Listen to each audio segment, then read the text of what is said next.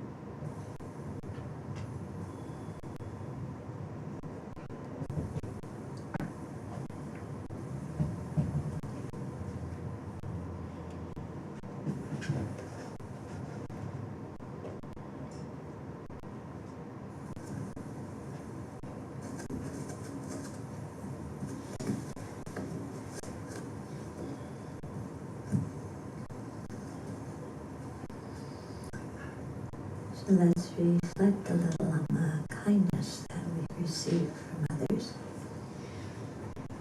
food that we eat comes due to their efforts. The clothes we wear, they've made. The houses and buildings and roads and so forth we use all depend on the work of other living beings.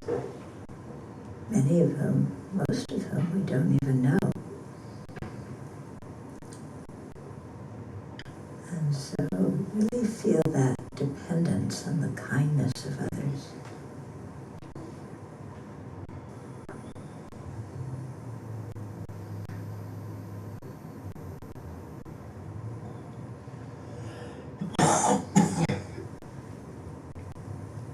And see yourself as the recipient of a great deal of kindness.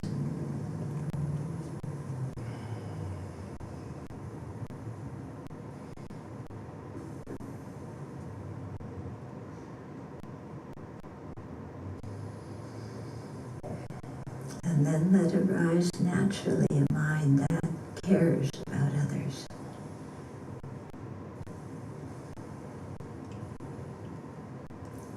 Cares about what they experience, how they are.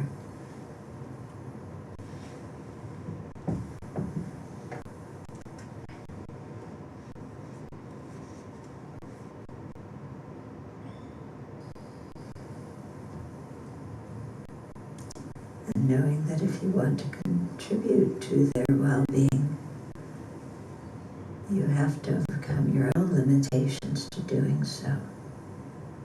Then make a strong determination to overcome those limitations, becoming a fully awakened Buddha.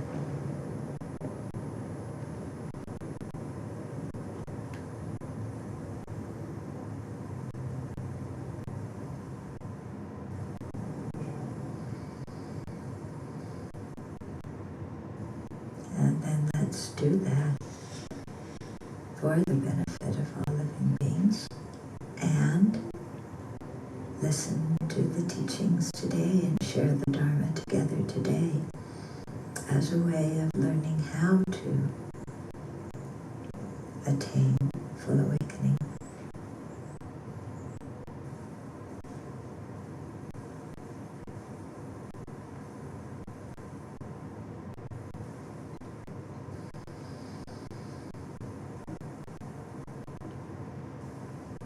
And then open your eyes.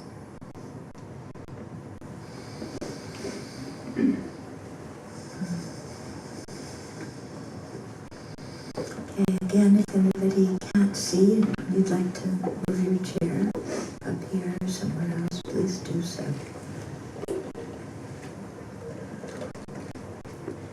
Okay, so this, yeah, go ahead and move, it's fine.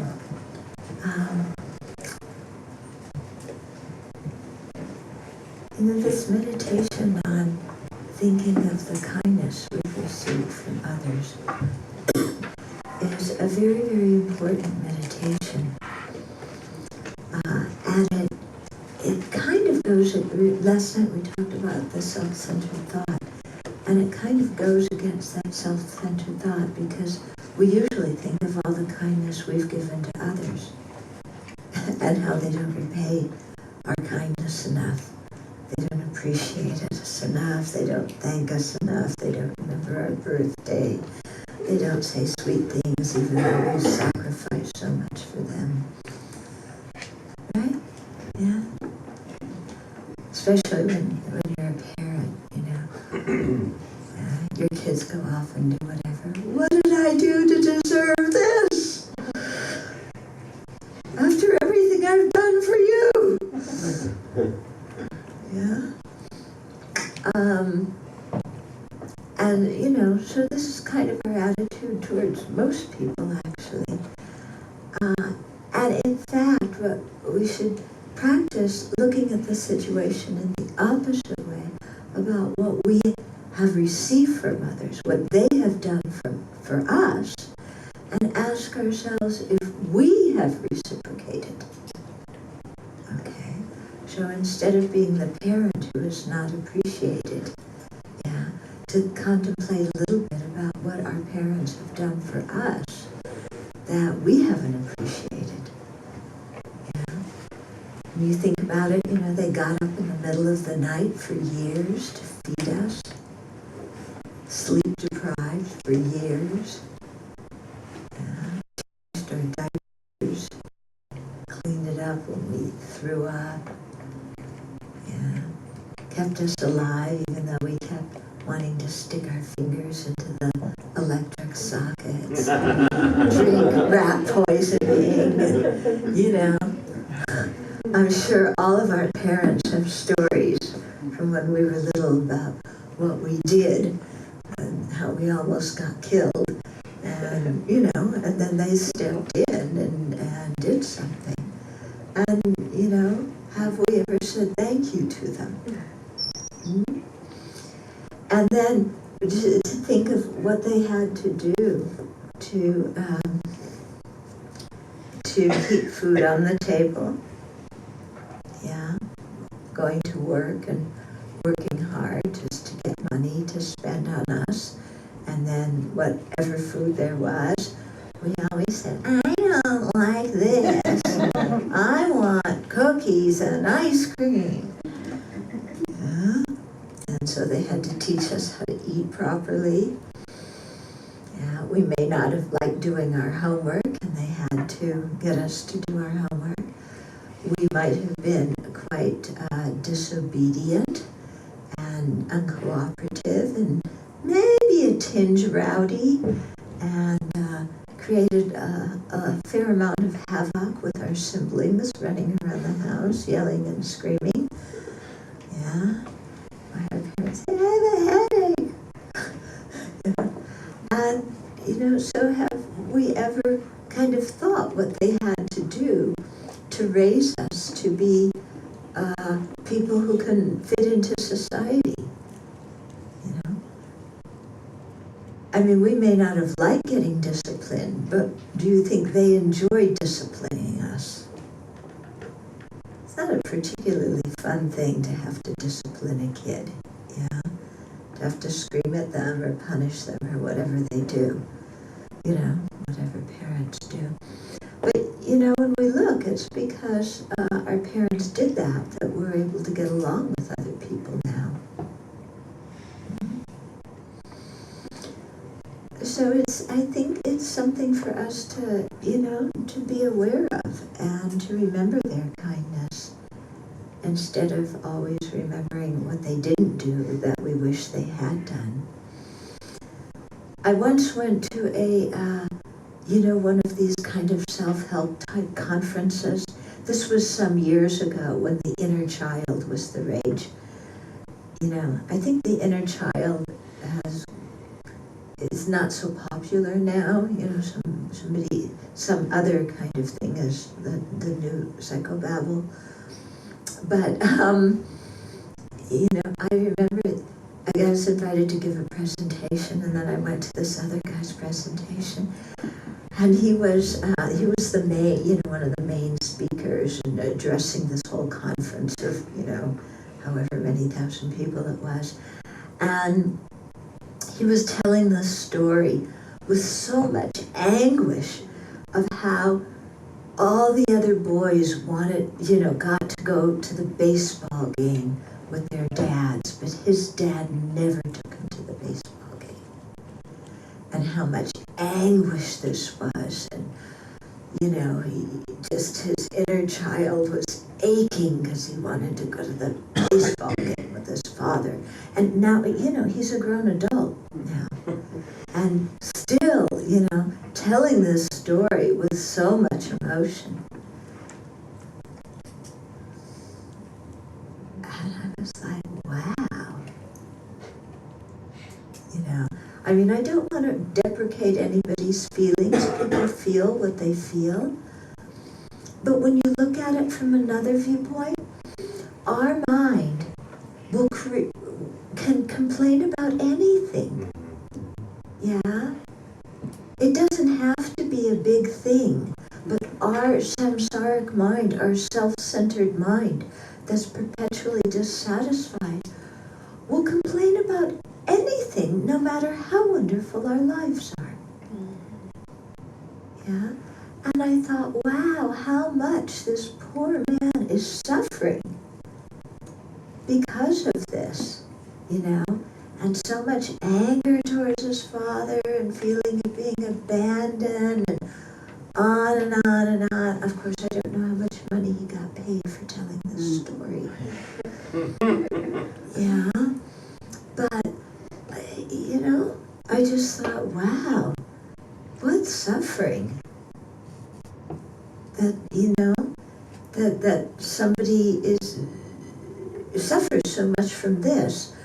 When you look around and you see kids who have such far worse experiences, and then also not thinking about what his dad did do for him. Yeah. Now, maybe his dad was an alcoholic, but still, it sounds like his dad was, you know, at least present in his life, you know, and probably kept food on the table and, you know, said some nice things sometimes. You know? I mean, when we can, it's this whole glass half empty, glass half full thing, and we can either sit there and lament about our parents' defects and weaknesses, or we can look at what they did do for us. Yeah? That we often take for granted. You know? Like I said, getting up in the middle of the night to feed us when we were wailing and being sleep deprived themselves for years. Yeah?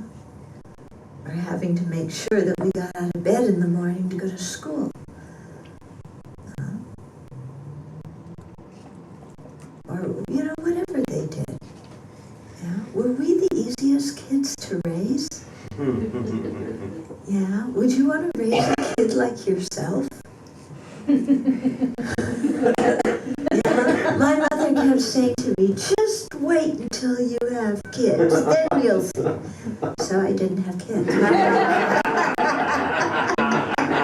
That wasn't my reason for it. Yeah. But she was waiting to, you know, until I did so she could say, now you see what you put me through. But I didn't give her that opportunity. Yeah. And so it is with all living beings, you know. We can either look at them through the eyes of me, I, my, and mine, and judge them. Yeah. And continually, you know, with our judgmental, critical mind, like, why did they do this? Why did they do that? Yeah. Over the tiniest things, we can, you know, I mean, you know how it is when you're sitting in a public place and you watch the people go by. What is your mental chatter at that time? That one walks funny. That one's too short. That one's too tall. That one dyes their hair. They should dye it a different color. Yeah. Why? This one doesn't have hair. You should get one. That one has hair. You can tell he's wearing a toupee. This one is, you know, their clothes don't match. It's, you know, when you watch this dialogue that we have going on when we just people watch, and it's always just picking out tiny things that don't meet with our approval. But does doing that make us happy? No. It's awful to have a critical, judgmental mind. It makes us actually quite unhappy. And the reality of the situation is that that person is certainly more than, you know, the clothes they wear or how they comb their hair. Yeah? And can we look at them and realize that that person does some job in society and we reap the benefit of it, even though we don't know what job they're doing, because, you know, we're so interrelated. Anybody here work at the Public Utility Board? Yeah? Okay, if anybody did, you know, like, let's say you did anybody ever thank you for doing that? It's a really important job. work at the PUD. Yeah? Anybody here a trash collector? That is that's very important.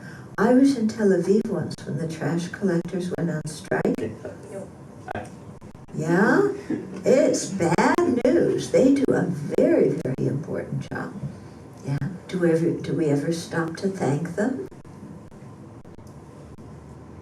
Yeah? Or do we just look down, oh, they're a trash collector. That means that they can't get any other job and they didn't graduate high school and criticize them. But wow, we should really be thanking the garbage collectors. We depend on them, for our health. And so to look around at everything we have, everything we use, depends on others' efforts. And if we spend some time doing this, it completely transforms our mind, because we realize that, wow, we've received benefit from everybody. And in that way, everybody's been kind to us. But then, of course, somebody's going to say, well, the person who made this cup, they didn't do it for me. So how is that kind? They just did it because they needed to get some money to go out and spend on who knows what. They didn't do it because they wanted to benefit me. They're doing it for themselves, right? So we're imputing motivations onto people, but we don't know they have those motivations. But even if they did, does it really matter? Does it really matter that they made the cup that I use because they wanted to earn a living for themselves and their family, and because they weren't thinking specifically that it was going for center of the universe, me? Yeah, it really doesn't matter, because the bottom line is I benefit from what they did. They don't need to have the intention to benefit me for me to benefit from their efforts. Okay? And so, do we really see that? How much we benefit from so many people's work. And we may even, protest against some of those people. We may really, let's say, hate the logging industry for deforestation, yet this building has wood in it. Mm-hmm. And if it weren't for the loggers and the logging companies, we wouldn't have this building. Okay? So, there's lots of things like this where we may really disapprove and then fall into hatred for those people or anger at those people, when actually we're receiving benefit from them. Okay. So does that mean that you say, oh, go ahead and log whatever you want as long as I get some benefit? No, it doesn't mean that. But first of all, we can differentiate the person and their action. And we can say that action is not so good, but the person isn't an evil person. And we can also realize that they don't do, the market doesn't provide things unless we want them, unless we use them. So are we willing to cut back on whatever we use? Like when there's this whole thing about child labor in South America for Nike shoes and all these things. Are we willing not to have so many pairs of shoes? Yeah. We have 2 feet, and how many pairs of shoes are there in your closet? 3. Yeah, good for you. Most people have 10 times that amount. Yeah. Yeah? But do we really need all those different shoes? No, we don't. No. And actually, the whole thing of child labor is very difficult. It's a touchy situation. I spent many years living in India, yes, and there's a lot of child labor, and especially the Tibetans. They hire little Indian kids to work in their stores and run their restaurants and do things. And those kids want that job because their family is so poor that at least they can get some money to give to mom and dad and their siblings. So the child labor is actually an opportunity for the kids to feed their family. And it's an opportunity for them to learn some skills that they may never learn living in their village. Yeah.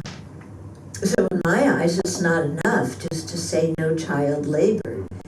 You have to, if you're going to say no child labor, you have to go in and build the schools for the kids to go to so that they can do something else and get some knowledge that way. Things are pretty complicated. But my major points here are to really see how dependent we are on others. And second, that to separate the action and the person who does the action, that they're not the same thing. Okay? So when we do this, we can really begin to see the kindness of strangers. Seeing the kindness of friends, I don't need to talk about, because people do that quite readily. Yeah, but seeing even animals do that, isn't it? Yeah, I remember my very first meditation course. Lama Zopa was saying, you have to see if you're any better than an animal. Of course I am. And then he went and he said, well, do you help your friends and harm your enemies? Yeah, that's normal for human beings. And he said, well, that's exactly what animals do. They help their friends and harm their enemies. Are human beings any different? Are we really more intelligent? Yeah. You feed your dog. Any dog, it doesn't even have to be your dog. They wag their tail, they're so happy, they love you. Okay, you're a stranger, they don't know you, they bark. Now, it's the same with us. Somebody gives us something we like, oh, you're my friend forever. Somebody we don't know, is in our space, and we get a little bit tense. We bark at them a bit. Yeah. So we have to, I think, make ourselves better than animals. It's not sufficient to just help friends and harm enemies. Nothing special about that. Okay. It's really a challenge, isn't it? Think about it. Yeah. Okay, so easy to think of the kindness of friends. Yeah. And family, mostly. Although some family, they often go in the enemy box, don't they? Yeah. Some family in the friend box, some family in the enemy box, some family in the stranger box. Okay? So we can see the kindness of people, in the friend category. And, we can stretch our mind and begin to become aware of the kindness of people who are strangers. But then we get to the people who have harmed us. We'll call them enemies just for short, because it's easier than saying the long phrase of the people who have harmed you, threatened you, that you don't like. Yeah. So you may not think I have an enemy, but just for the sake of vocabulary, let me use that word. Yeah. So the people who you don't feel comfortable around. Who you don't feel safe around, who have harmed you, who've hurt your feelings or betrayed your trust. Do you think they're kind? Forget it! They're not kind. And we'll hold on to their, whatever they did to us for years and years. Hold on to these grudges. I think that's why one of the reasons why when people get old, they get bent over I think it's not just your back. I think it's the weight of bitterness, the weight of holding grudges, the weight of not forgiving. You know, it weighs on us. It bends our back. And sometimes when you even mention the possibility of trying to forgive people who have harmed us, yeah, the people really recoil. I am never going to forgive them. After what they did, I will never forgive them. I will hate them and never speak to them for as long as I live. So we take a vow like that to hate them and speak to them. We never break that vow. All the rest of our precepts that we promise in front of Buddha, Dharma, and Sangha, your marriage precepts, all those get renegotiated. But when we vow to hate somebody, we don't change that. It's the wrong kind of vow to make. But it's true, isn't it? Yeah, just hold on to these grudges. Yeah, you can't imagine if I told you what my family was like. That, you know, I really learned by watching the adult generation what I did not want to become. You know, because these grudges were just, you know, outstanding. Siblings not talking to each other. I won't go into it. You don't want to hear my the song of my heart. Oh, family. So actually, my family is quite nice. It's just that they, you know, the older generations really held a lot of painful grudges against each other. So, you know, can we look at the person who's harmed us and see that person is kind? Because very often what happens is there's one incident in somebody's life and we make their entire life, we make that incident the meaning of their entire life. Their entire life is valued depending on that one incident. Yeah. And that's kind of unfair, isn't it? Yeah, if each of us thinks of the most obnoxious thing we did, yeah, and then if everybody were to evaluate us based on that one action without seeing the rest of our lives, yeah, that wouldn't seem very fair, and it would be rather rotten, actually. And yet often, you know, somebody does one thing that we don't like, and then, you know, we hate them forever.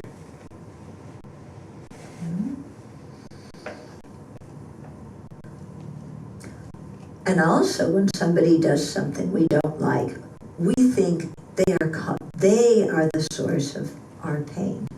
Yeah, yeah. I have every right to be angry with them. Anybody in their right mind would be angry at Joe Blow for doing this and that to me. But is it a given that you have to be angry? No, we actually have a choice whether to be angry or not. It's not a given. There's a moment in there where we really have some choice. Okay. Then we say, but if I'm not angry at them, then they're going to take advantage of me. Yeah? They're going to completely overwhelm me. I won't be able to move. You know, how do you know that's true? Isn't there a way where you can, you know, have your own dignity without being angry, that you have your own dignity and other people are going to respect that? You don't have to be angry to draw the line and mark the boundary and don't you step over that. Yeah. You can just know know in ourselves. This is appropriate, that's not appropriate. And we can show that. We don't need to be angry at the other person when we're doing it. Okay? And then, did you learn something? When that person hurt you, or betrayed your trust, or whatever they did you learn something from that situation? Yeah? Did you? Yeah. It might have been painful, but did you learn something? Did you find some resource in yourself that you didn't know you had due to having gone through that difficulty? Yeah. When we really look at difficult situations, we see that the person who harms us actually gives us a challenge that we rise to meet, and we learn from that things that we would never learn if everything were going easy in our life. And we find abilities and resources within ourselves that we didn't know we had until we were thrown into that situation. So in that way, we have to thank our enemies, don't we? Okay. Lama Yeshe. It's Lama Yeshe, for those of you who don't know him. I remember him telling us the story of how he fled Tibet in 1959. He was a young monk at Sera Monastery, and when the fighting started in Lhasa, they went into the mountains behind Sera for a couple of days thinking the fighting was going to stop, but it didn't. And so then when they heard that His Holiness fled, then they followed and, went into India. Nehru was very kind and accepted, tens of thousands of Tibetan refugees into India. The Indians had nowhere to put them, and so they went to Buxa, which was an old British POW camp. In the movie 7 Years in Tibet, where Heinrich Herr was initially imprisoned, that's Buxa, okay? So they all fled there, and it was very difficult, They didn't have adequate food, they didn't have medicine. They went from high altitude, where there's very few viruses and germs, to India with the heat and the moisture, and a lot of people got sick.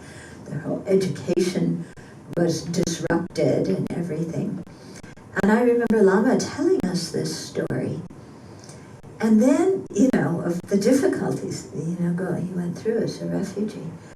And then he said, and I could never imitate Lama but he would say, but if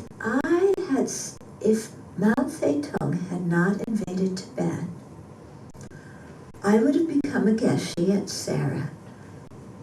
And I think I would have been a little bit a little bit conceited, because all the people respect Geshe so much. They would have given me offerings, I would have collected a lot of offerings, I would have had some status. And then he put his palms together and he said, but I really have to thank Mao Zedong for teaching me the meaning of the Dharma and teaching me how to practice the Dharma. Because it was due to the kindness of Mao Zedong that I realized that just getting a bunch of knowledge as a Geshe was not the meaning of practice, and it was due to the situation of being a refugee that I had to learn to practice and transform my mind, and so I really have to thank Mao Zedong for that.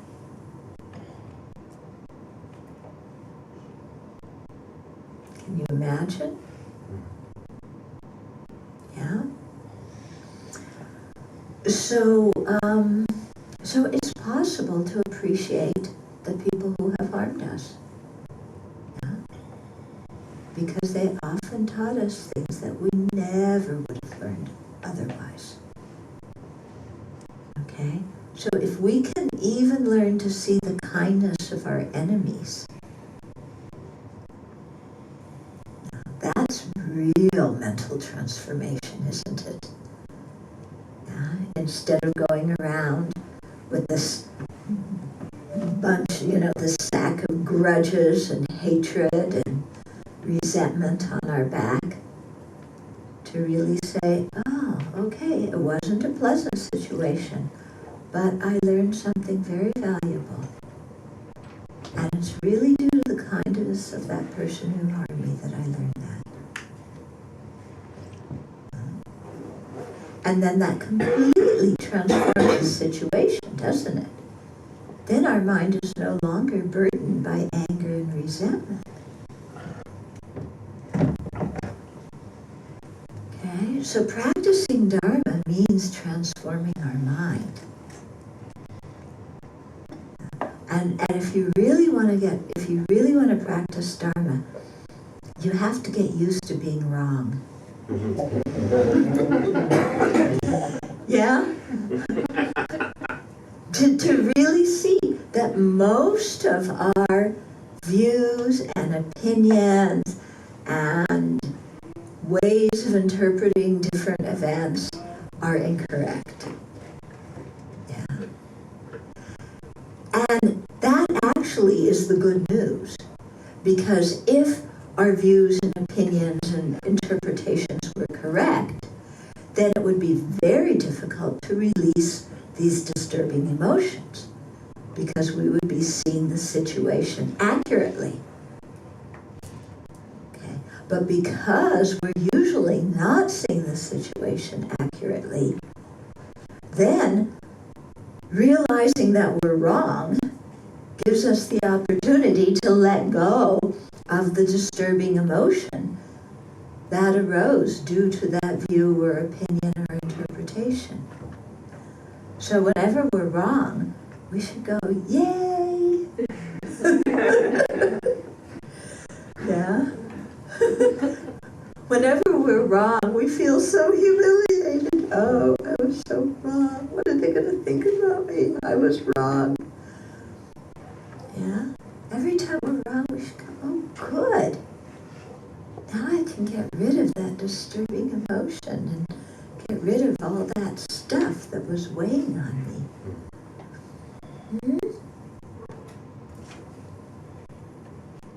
Okay? Shall we think of an example of, what's an example? Anybody have one they want to throw out that we can play with? Maybe none of you think you were ever wrong. My anger was justified. Yes. I live in a condo, a small condo, 5 units, and 4 of us want to make improvements to the place, and the 5th person says no, and you need 100% consensus. Yeah. So there's a lot of anger starting to generate towards this person who keeps saying no. Okay. So, that person's the enemy. They're saying no. They're not letting me get what I want. Yeah, they're stifling my happiness. Yeah, they're a pain in the neck. Okay. So they're a real enemy from their own side. The whole meaning of their life is that they say no to making improvements in the condo. They've never done anything good in their life, right? Yeah. All the times that they've greeted me with a smile, they don't count. Yeah. The fact that if I were really ill, I could go next door to them and ask them to help me, at least to call 911 or whatever, that doesn't count. The fact that they swept the stairs, or that they've called the elevator repairman sometimes, that doesn't count. This person is just 100% evil. Right? We all support her, right? She's right. She's He's right, this person's just really too much obnoxious. Yeah. So, it's pushing your buttons, isn't it? Or, yeah? So what's the button that it's pushing?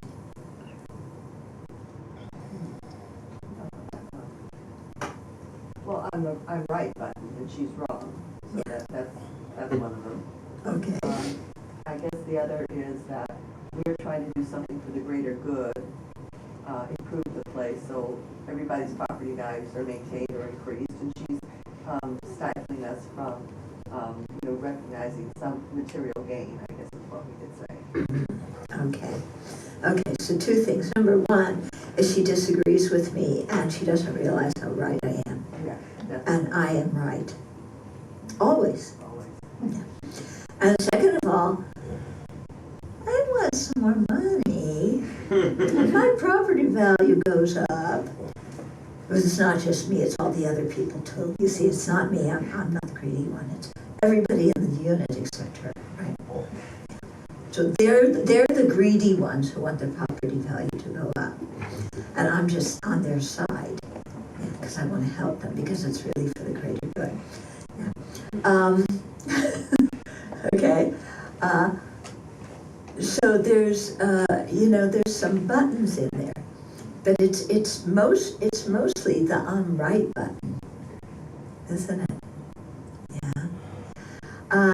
And so can you learn something from that person not agreeing with your? Well, that other people have different perspectives that I have to respect. Yeah. Wow. Really? In samsara, really? People have other perspectives? Well, okay, but I have to respect them? Really? Yeah. That, and that maybe that person doesn't have the resources right now to pay to do the renovation work or whatever it is, and rather than get themselves into credit card debt, they would rather live simply for a while until their financial situation was better and they could afford it more. Yeah. But their needs and concerns don't matter. Or maybe they have the money, but they want to spend it differently. Yeah, that's true. It's true.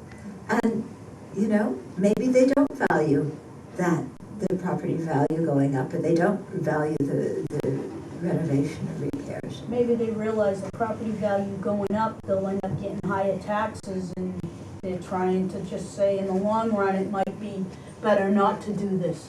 Yeah, that could be as well. So they could have some wisdom behind their decision. Yeah. Did anybody ever ask them what they're doing? It's that she didn't have the money. Yeah. Yeah. So that's understandable, isn't it? Yeah. I mean, when we don't have money and somebody's asking us to spend money on something, yeah, it's. She also drives a new back-forward, so. Matter where she Which is a wants better car than yours, to- right? Well, it's just a matter of where she wants to spend her money. Yeah, it is a matter where she wants to spend her money. Isn't it part of being a group when it's a social contract that you're making? That if someone is you don't live by yourself, you're part of a condo group. And you have to, even if it's majority doesn't necessarily rule. Yeah, yeah. But also the thing is, when we enter into that kind of situation, like with the condo, you know that you're depending on all the other people voluntarily. So then when everybody else doesn't agree at the end, why are we upset when we voluntarily entered into that situation? I mean, you certainly signed a condo agreement that says it's 100%, agreement that we can, before we make any changes. Yeah. A lot of condos don't say 100%, it's like a majority. So that's, Yeah. Well, each condo So, does. whoever kind of had the difficult, but that was that. I mean, so when that agreement was negotiated, they set a very high bar of what they wanted. Right. So And the conditions were created and for. we agreed. Yeah. And we agreed. So those kinds of situations like that, you know, when people are not agreeing with me and not doing what I want, yeah, then, and even when other people are on my side, I say to myself, it's good I'm not getting what I want. Yeah, it's good I don't get what I want. It makes me humbler. Yeah. It makes me more respectful of other people. It makes me realize that they have needs and concerns of their own. Yeah. Yeah. And it really does make us a little bit humbler when we don't get what we want all the time. So I often practice that, saying, oh, I'm glad. There can often be situations where, you know, maybe there's going to be a promotion in the office and somebody else gets it and not you, even though you think you're more qualified. And to say, I'm so glad that other person got the promo. Isn't that nice? You know? They feel good about themselves, they feel happy, they get some extra money. It doesn't have to be me who receives all the recognition all the time. Yeah, that person must feel really happy and I'm happy for them. Yeah. And now, I get to go home at 5 o'clock and they have to work until 7 because they got the promotion. Okay, so there's many of these situations if we can flip it, yeah, and rejoice at somebody else's good opportunity, at their welfare. Rejoice that, you know, we didn't get our way and we're, you know, made more humble. It doesn't mean when these situations happen that we then, you know, in some situations when you do this, it doesn't mean that you start losing your self-confidence and self-esteem. You still have your self-confidence and self-esteem, but you just recognize and rejoice for others' benefit. Okay? The biggest gift I've gotten in life recently practicing the Dharma is to admit when I'm wrong. Mm-hmm. It's like a freeing experience, and that's the only way I can explain it. Yes. That's the only words I have for it. It's freeing. It's like I don't have to be somebody I'm not because I was wrong, and I don't have to stand up to that. But it's hard sometimes when I'm in the middle of something to get to that point realizing, oh yeah, I'm wrong. It's like I could be in the middle of it and then might be, well, just say, all right, whatever, and then figure out that I was wrong. And I don't see it right at the time, all the time. Yeah, yeah, that's the thing. But the thing is that you do see it later, so that's good. But, you know, it is true that to be able to say I'm wrong or I made a mistake is very freeing. Often we make mistakes or we're wrong and we go into defensive mode, don't we? And we defend our action, we defend whatever we did, even though we know it's wrong. Yeah? Okay? Or I see this happening so much. You know, I live in a community, so this happens all the time, you know. So somebody, you know, they made a decision that wasn't so smart, yeah? And then they see it. And then they have, you know, they go in defensive mode and have to explain why they made that decision, yeah? So whenever we make a mistake, we always need to explain why so that other people won't think we're an idiot, you know? Right? You know, it's like, yeah,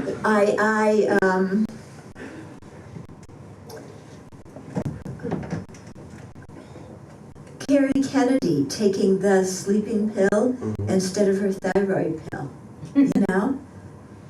Could she say, you know, I made a mistake, and I know those two pills look alike, and the bottles look alike, and I really should have looked closer at what the bottles were and watched what I was taking, you know?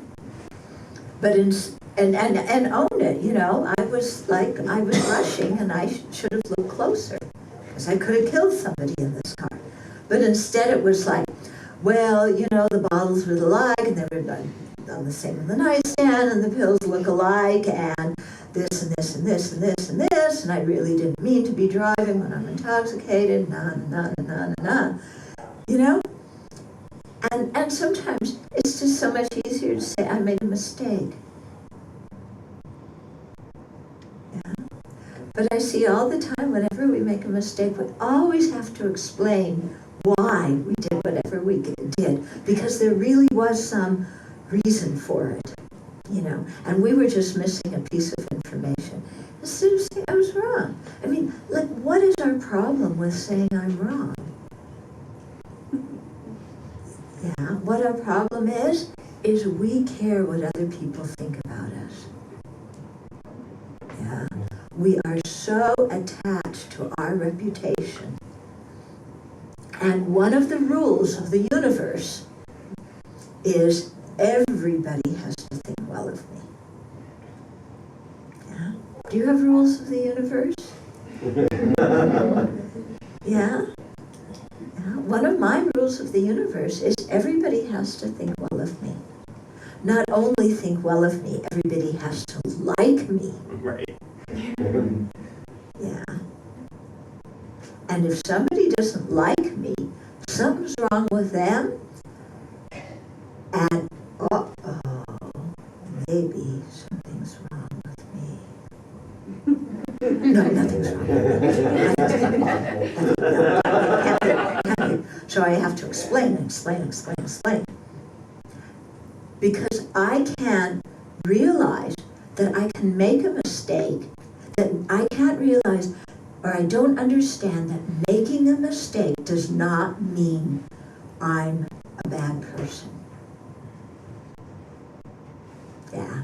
Making a mistake does not mean something is wrong with me. Okay. Do you see how we link things in our mind? Mistake equals something is wrong with me.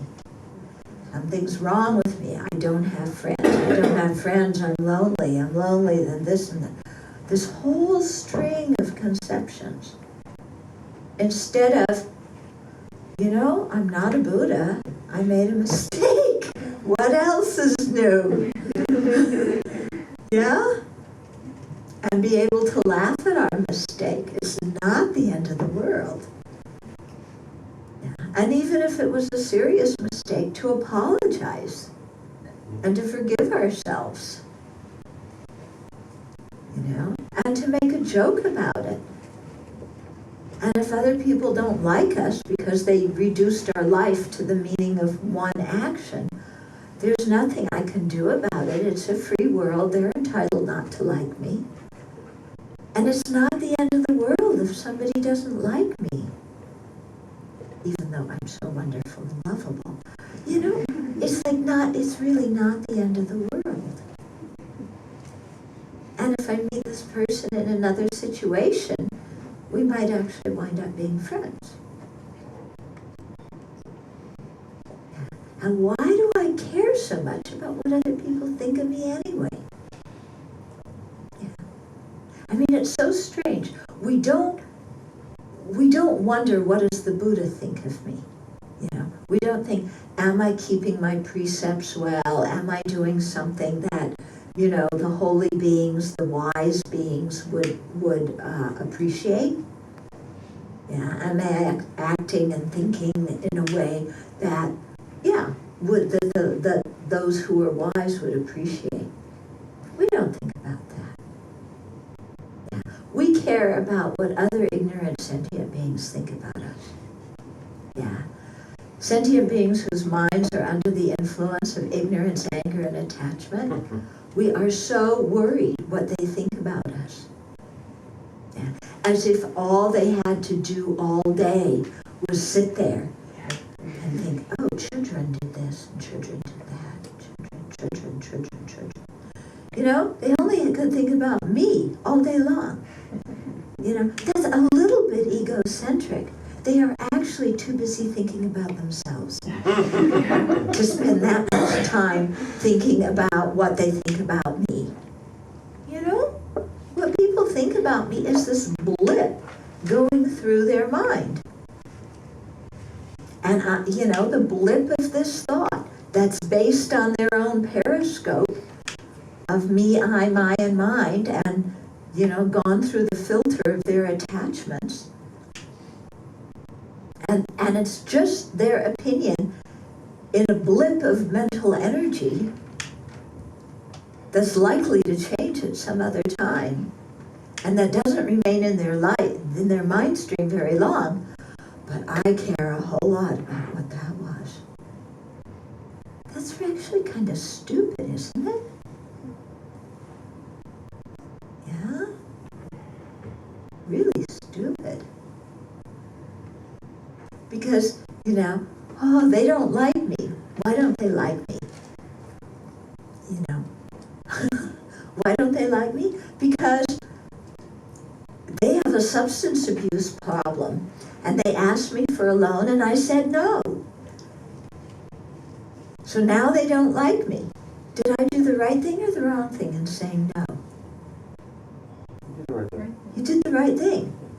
But all of a sudden, oh no, they don't like me because I said no. Oh, maybe I should have said yes. I should have said yes.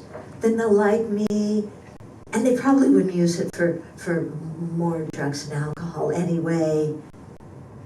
You know, we make some justification, and then we go, and yeah, here's some money, just so that they'll like us.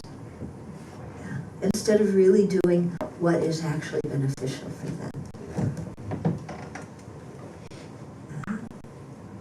When you think about it, having, you know, our attachment to reputation is really one of the most foolish things that we are attached to. But we are very attached, aren't we? From the time we're itty-bitty kids. And I think that the reason we're so attached is because we are so outward focused that we're looking to other people to tell us who we are. Yeah. We don't know how to evaluate our own deeds, to see if our own deeds were done with a good motivation or a bad motivation, to see if, you know, we have ignorance, anger, and hatred, or love, compassion, or wisdom. We don't know how to evaluate our own actions. So we just look to other people to tell us who we are, and to other people to tell us if we're good or not. But other people's judgments about this, if you look to your spiritual mentor in the Buddha, Dharma, and Sangha, you're likely to get some information, you know, that will help you. But everybody else, they're seeing it, you know. If they don't know the Dharma, you know, they're seeing it through their own perspective. And then, you know, we just believe what other people think about us. And I had a remarkable situation. This happened many years ago. I'm so glad it happened. It was a puzzling situation, but I'm so glad it happened because it really taught me something. I was living in the nunnery in France, okay? So one day, one person comes up to me, you know, comes to visit me and says, you know, you are, the way you keep your precepts, you are so sloppy, you know? It's like you really need to keep your precepts better. You're very sloppy, you don't consider this and that and the other thing, and you're breaking all sorts of stuff. So that person says that to me and they leave. 15 minutes later, another person comes in. They didn't even know the first person. Somebody else comes in and says, you are so uptight the way you keep your precepts. You are so strict. You never bend on anything. It's driving me crazy because you keep everything just down to the detail. It was the most remarkable thing, and I sat there afterwards and I thought, okay, now which am I? Am I too loose or am I too tight? And then I realized I shouldn't listen to either of them. I need to look for myself and evaluate how I keep my precepts myself. And then I'll know whether I'm too loose or too tight. Their opinions are just their opinions, said through their little periscope. Yeah. I have to learn to look at my own behavior and evaluate it. And you know, that was such a good lesson for me. So valuable.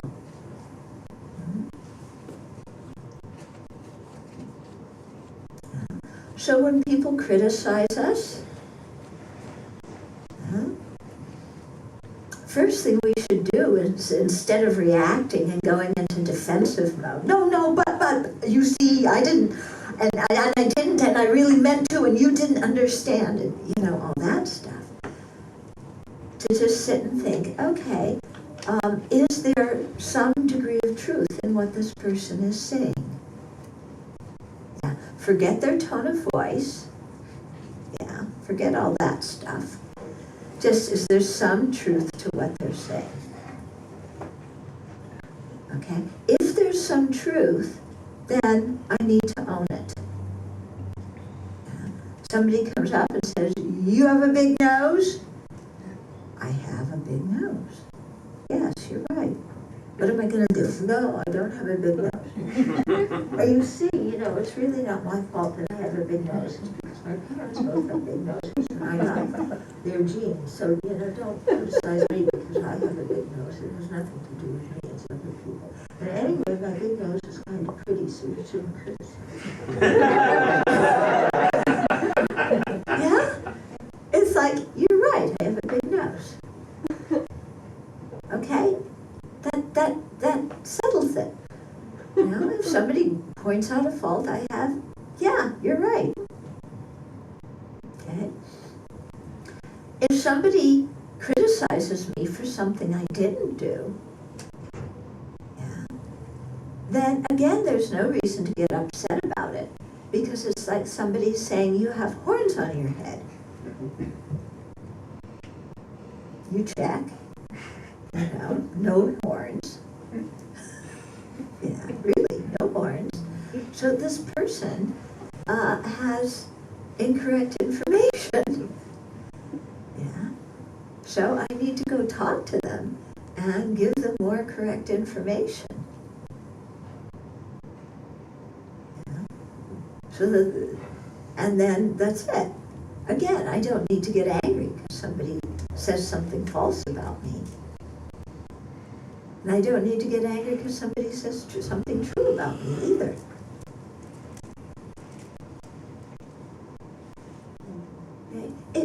It makes sense when you think about it this way, doesn't it? It's very hard to do in the middle of the situation. But even if we can't pick it up in the middle of the situation, do it afterwards, like you did. Yeah? And think about it afterwards. Change your mind afterwards.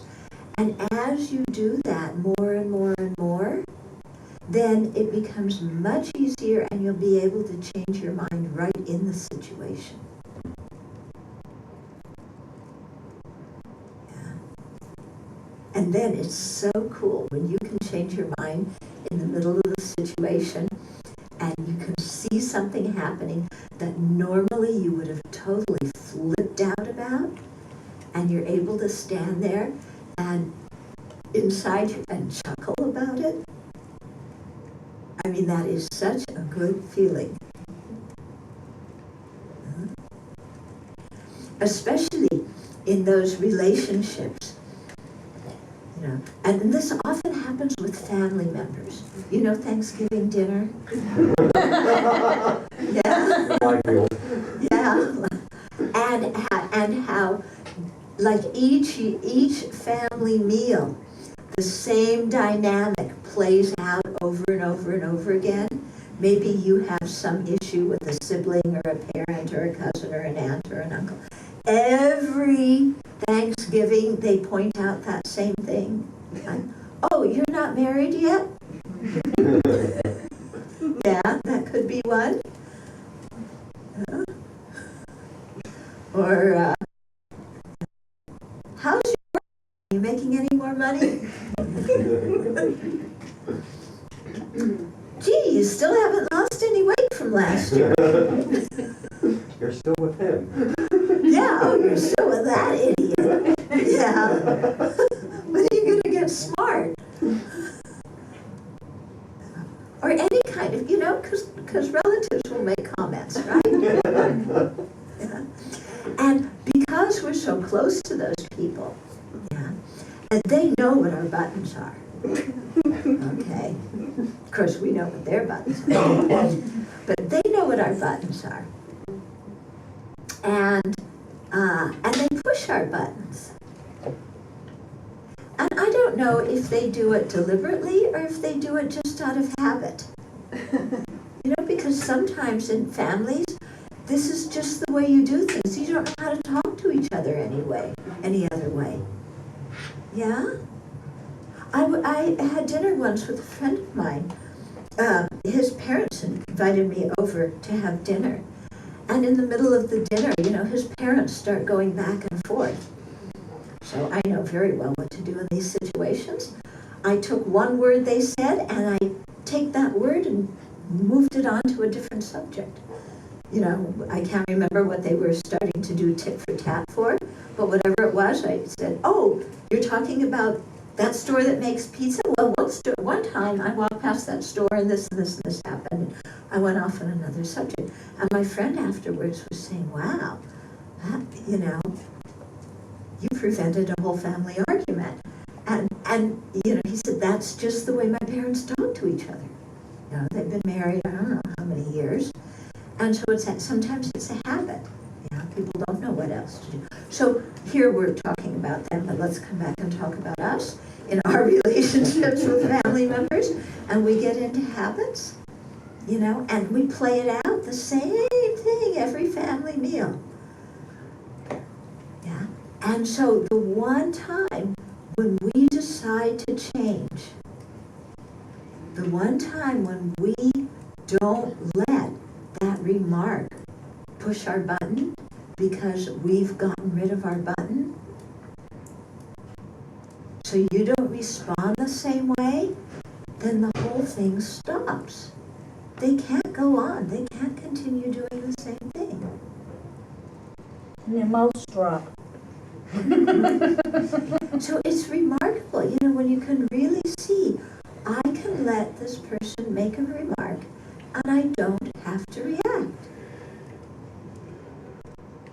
Yeah.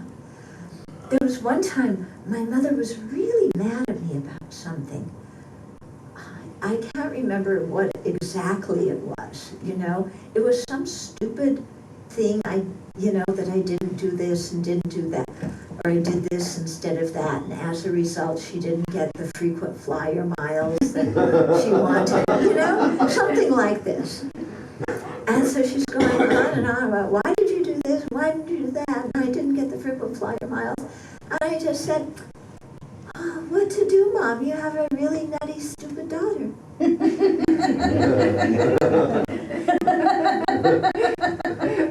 And the conversation stopped there. It stopped. She didn't say anything more after that. What could she say? You know? So, you know, many of these things, if we, you know, make a joke, if we just don't get into our routine, then they can't keep going with their routine. And it helps both of us. Okay? So the thing to remember in this kind of situation is that our buttons are our responsibility. So if somebody in a family meeting, a meal or whatever it is pushing our buttons, we can't say, you're being mean to me. We have to say, I have a button, and my button is my responsibility. Okay? And it's like somebody's walking down a corridor, and there's all these big red buttons, going like this, sticking out into the middle of the room, and they all say, don't push me. That's what we're like. All of our buttons, that are just completely prominent, sticking out, saying, don't push me, but being right there. And so even a person's trying to walk somehow is very difficult because our buttons are in the way. Yeah, so no matter what they try and do, we are so hypersensitive that they wind up offending us in one way or another. Yeah? So that is our responsibility. My buttons are self-created. I can't blame my buttons on anybody else. I don't care what Freud said. I can't blame my problems on my parents or on anybody else. My afflictions are my afflictions. It doesn't mean I'm a bad person. Yeah, but I have afflictions, and I'm the only one who can change them. Yeah, if I'm angry, I'm the only one who can work on my anger. I can hire somebody to mow my lawn, but I can't help somebody else to get rid of I can't hire somebody to get rid of my anger. I can't hire somebody to eat for me.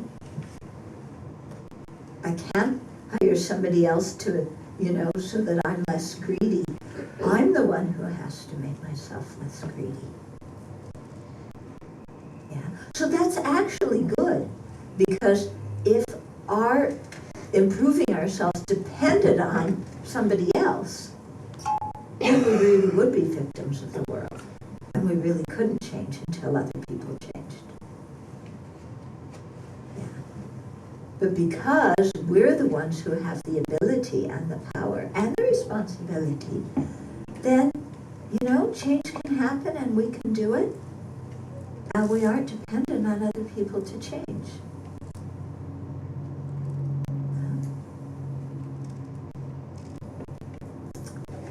Okay, maybe some questions or comments now.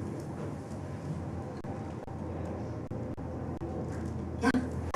Hi, I have two questions. The first is, when we're dealing with someone that does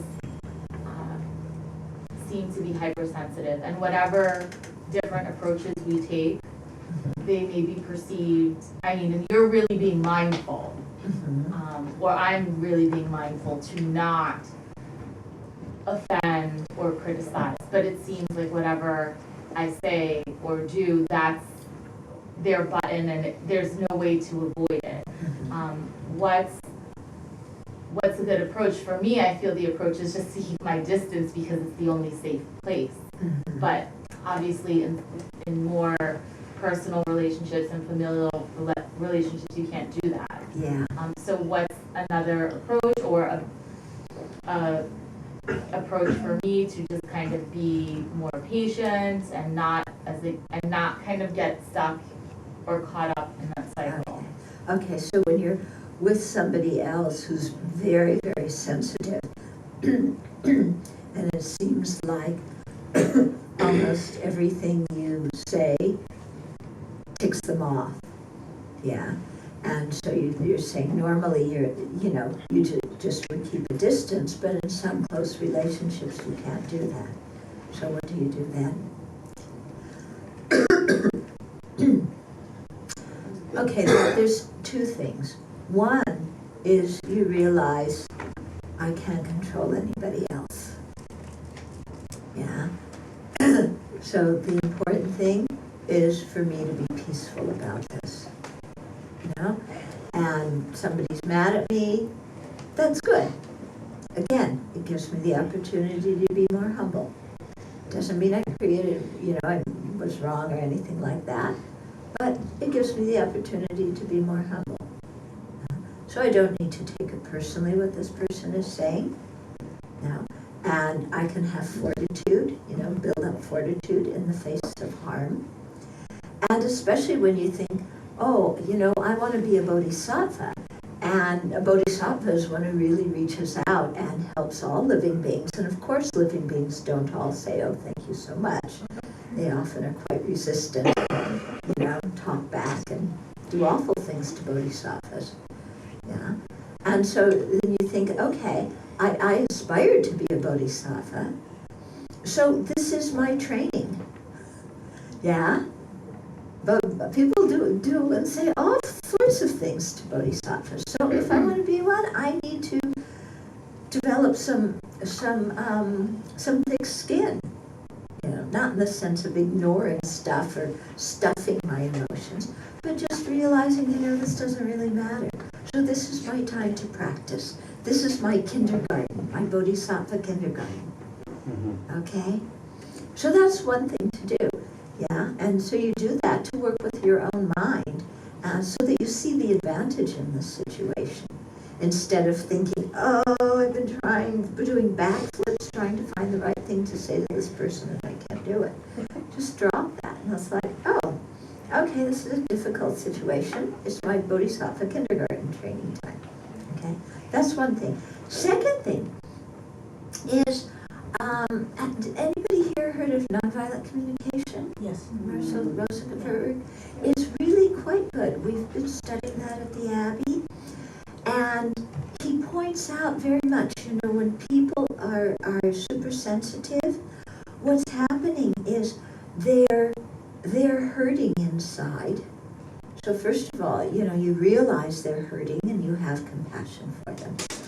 But what is often very helpful is to be able to name what they're feeling, and, you know, or try and name it, take a guess at what it is, and also what their needs are.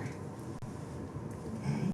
So you might say to somebody, you know, you want to give me an example?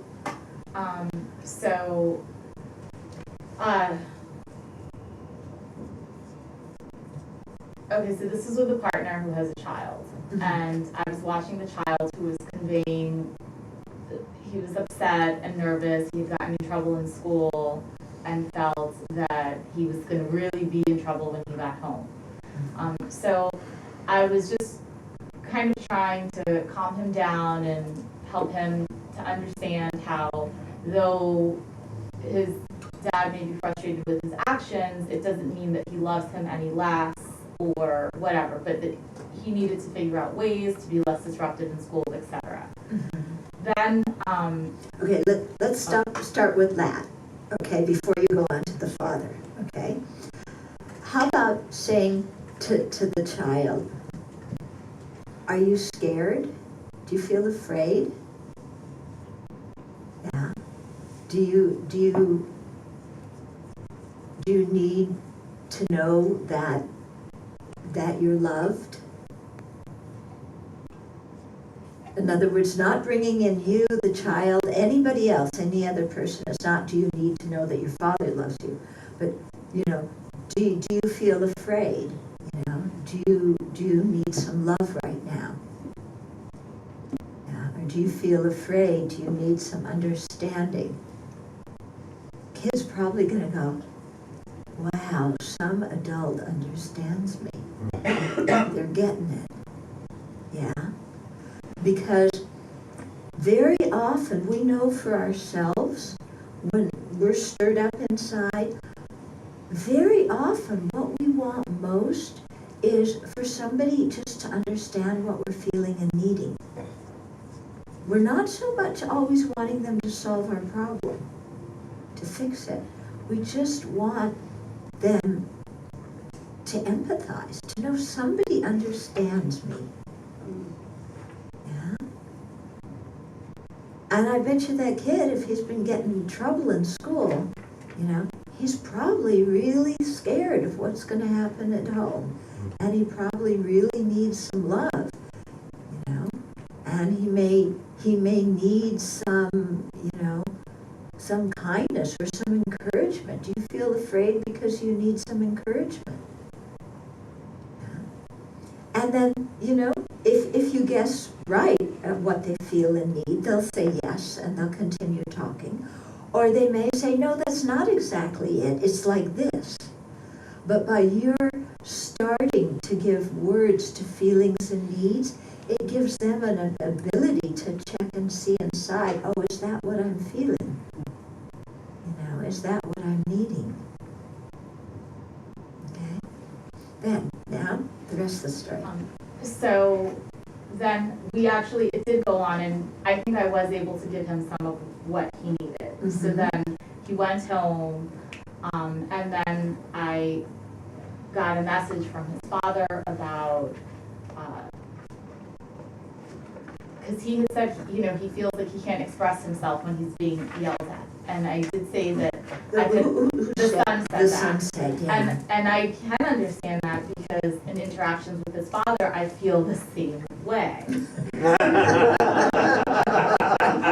So I said, he likes to kind of say everything he has to say without interruption. So I found it better to listen first before interrupting. So you're saying this to the son. I said just listen. You're saying to the son that the father likes to say everything. Well, yeah, I said, the way he communicates, he likes to say everything first. And I know you may want to interject. I said, but why don't you just try listening and then, speak? Because that's what I found to be somewhat successful for me. Mm-hmm. So then I get a message about why am I conveying or communicating our interactions to the child, and saying that, and I said, well, hold on, that's not what I did at all. He was very upset. I tried to calm him down. Well, I should be there, and I said, but you weren't. I felt he needed someone to speak to, and I was the only person available. Yeah, so you're explaining yourself. Correct. And then I just said, I kind of ran through the things he conveyed, and I said, it's my opinion. Can I push the pause button? How about saying to the father, forget about explaining yourself. Yeah. Because he doesn't care about that. How about saying to the father, you sound really upset. Yeah, I'm really upset. Yeah. So yeah, what is it you need? Do you need trust? Yeah. Do you need authority? Kind of you're trying to get at what it is in him that's reacting. Okay? So what do you think the father needed in that situation? Yeah? Well, I felt that he thought... No, not what he thought. Tell me what he needed. Support. Yeah. Probably some support. Yeah. He might have needed some recognition that he's the dad. He might have needed some, it sounds like maybe privacy, in the sense that he thought that, you were talking to his son about him behind his back. Yeah, that's what he thought. That may not be, what he needed. But he may have needed just some trust or some privacy or some support. Yeah, or some understanding. And if you can just, deal with the father in terms of what he's feeling and what he's needing, that will probably solve the problem. And you won't even need to explain why you said what you said to the son.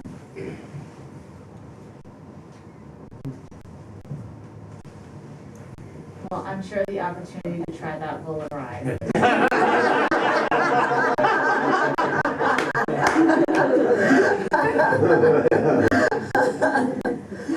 Because when the father's mad, yeah, what he's interested in, his feeling is running the show. his need is what's not getting met. Yeah, what happened with the kid is, you know, that is not the central issue at that particular time. It's what's going on with him.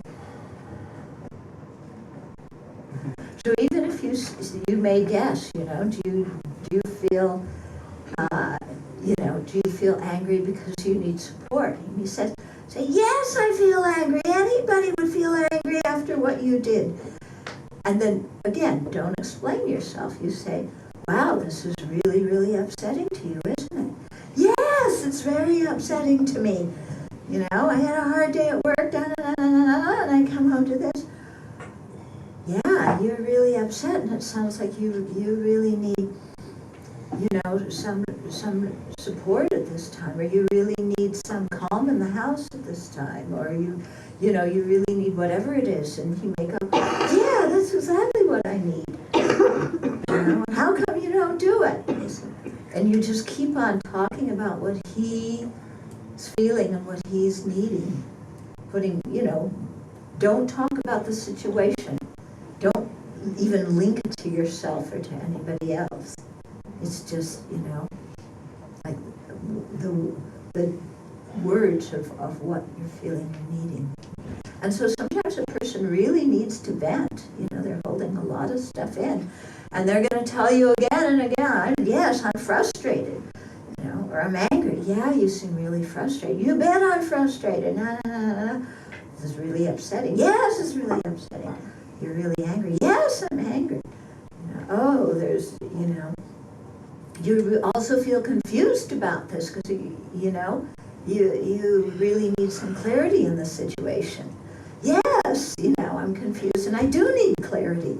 And, you know, but the more you're able to hit on those things, especially what they're needing, you know, then they're figuring out themselves what they need, and they're also seeing that somebody understands them. And that's huge.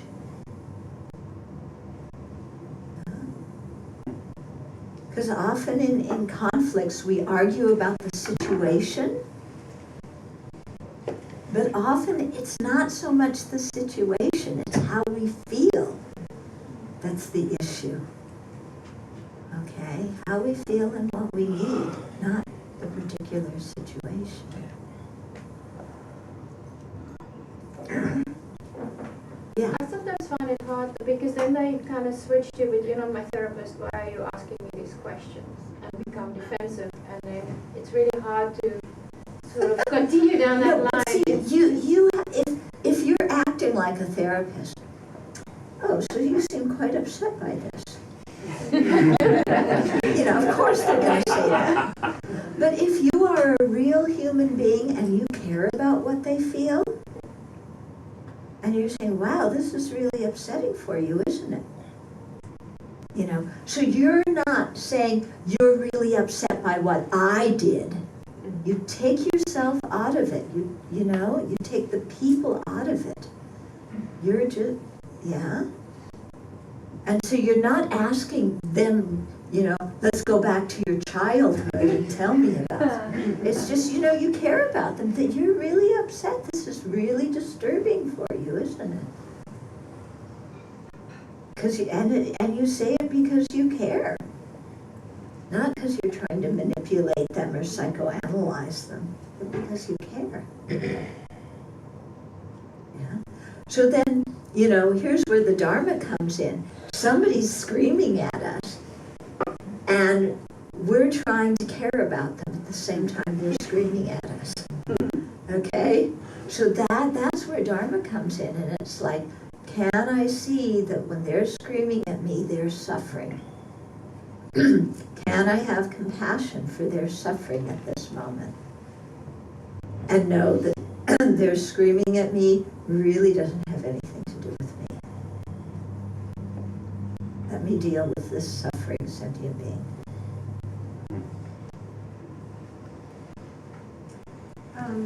Just sort of an answer that I've found in Marianne's situation is that with my husband, if I name what I think he's feeling, he'll almost always say no.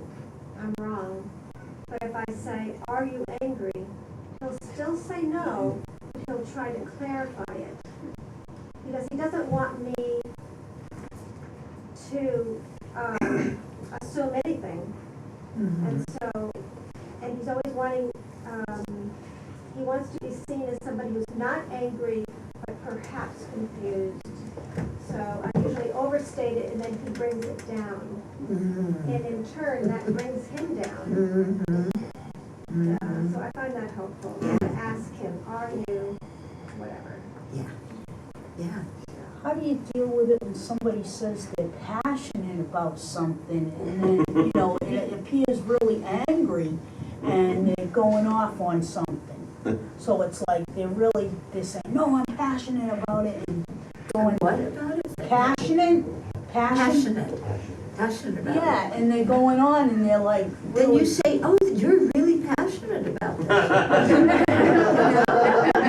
I say, yes, I am. You really care about this, don't you? Yes, this is really important to you. Yes, this is so crucial.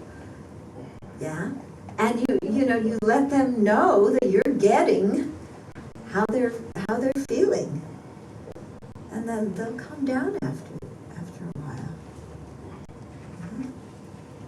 Instead of going, oh, shut up, I've heard your political views too many times already. Get out of here, you know? Yeah, good. What about when we push our buttons too much? We push our own buttons. Like what? Like punish ourselves for things that we do too much. Oh, self-criticism. Okay, that's a whole other topic. It's 5 minutes to 12.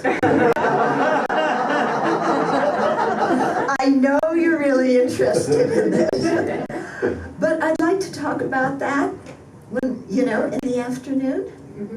Okay, in the afternoon we'll do some discussion and then we'll also have a talk. We'll continue on, okay?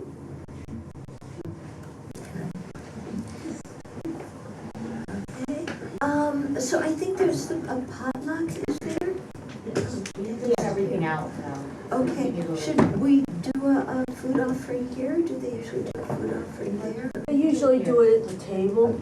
So here, it depends on the teacher, Okay. how you want to do it. Okay, we can wait until the table.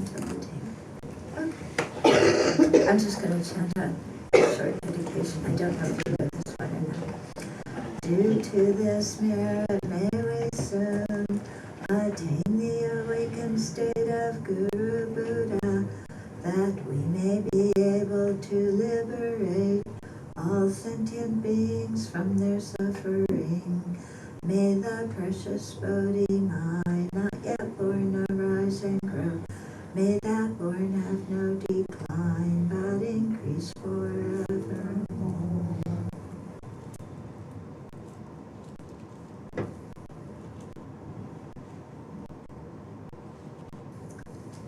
And I also want to comment that it's really terrific that all of you on a Saturday morning, when you probably like to sleep in and do other things, chose to come to the Dharma Center and learn the Dharma. I mean, that to me is really signaling that fact that you really appreciate the Dharma and it makes a difference in your life and it's important to you, and that you care, about improving yourself and being of benefit to others more than having an hour of extra sleep. Yeah? So that's good. Your priorities are in the right place. Okay. We're awesome.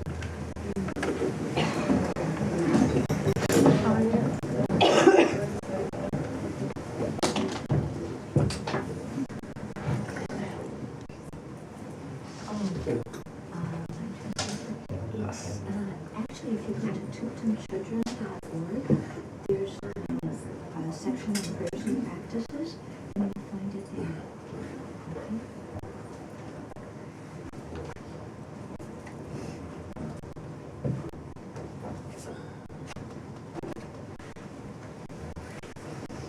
How are you? So, I was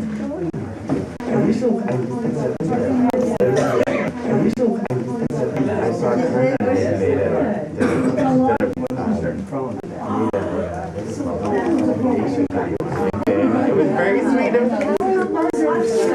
How are you? Yeah, you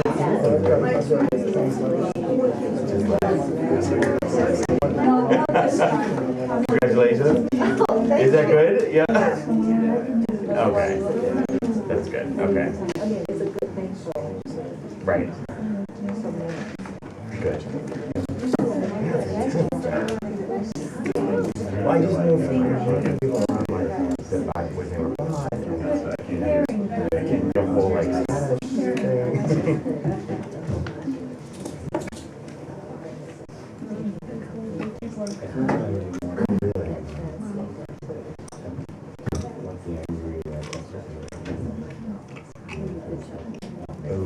got it. There's an opportunity.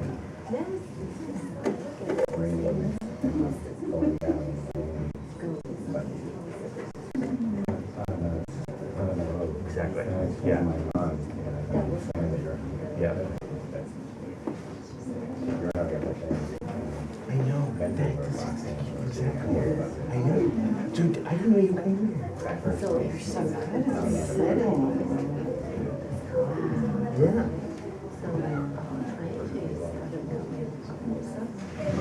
Yeah, I couldn't be here, but it's amazing. That's wonderful.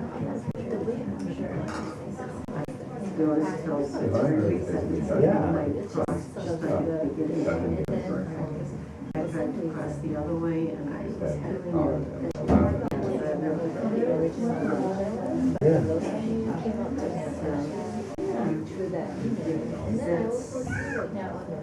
Oh yeah, of course.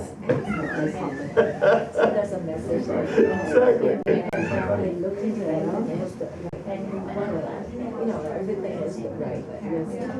Yeah.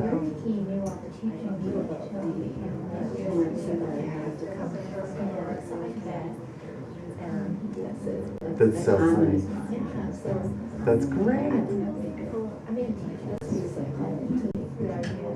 Of course, yeah. Well, she teaches a lot. She teaches a lot. It's important, actually. That's actually what. Well, that's. I was like, oh, Margaret was known for that. Like. really awkward. Okay. About 6 years old, the Yeah. Hill show. And when the whole thing was Oh, that's so over, funny. Because I was actually thinking about it because I know she's out west and when she met the show, she was a lot in Singapore. I was like, I'm thinking about like, I don't know, it's very funny because too much.